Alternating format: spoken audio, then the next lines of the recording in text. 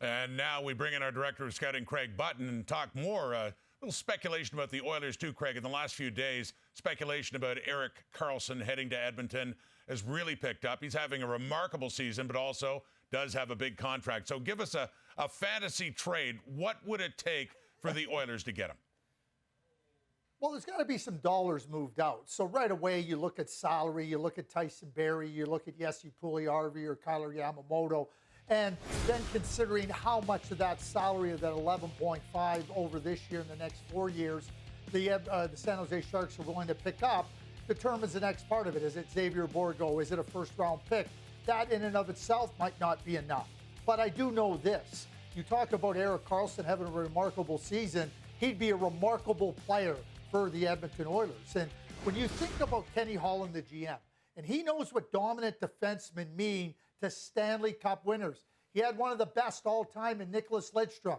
Now, I'm not putting Erik Karlsson in the Nick Lidstrom category, but he is by far the best defenseman this year in the National Hockey League. The San Jose Sharks need to look to the future, and that future is 3 or 4 years away.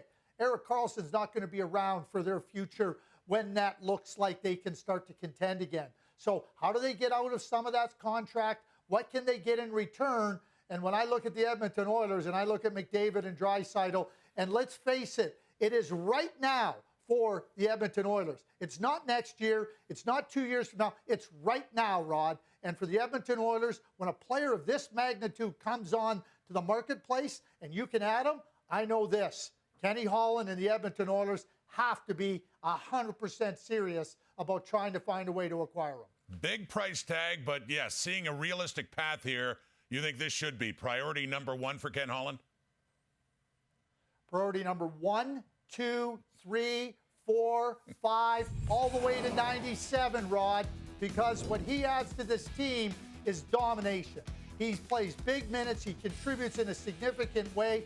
Connor McDavid would be smiling for this season and the next 4, knowing he's got Erik Karlsson on the blue line. And when you think about Erik Karlsson, outside of Connor McDavid, I don't think there's been a more valuable player to his team than Erik Karlsson. Erik Karlsson might be responsible for 10 to 12 wins for the San Jose Sharks. So just put that in perspective. Dominant defenseman, 2 dominant forwards. Now your chances of competing for the Stanley Cup might be right at the top in the West. Craig Button, stick around, please. Since it's Valentine's Day, we're going to do some more NHL matchmaking.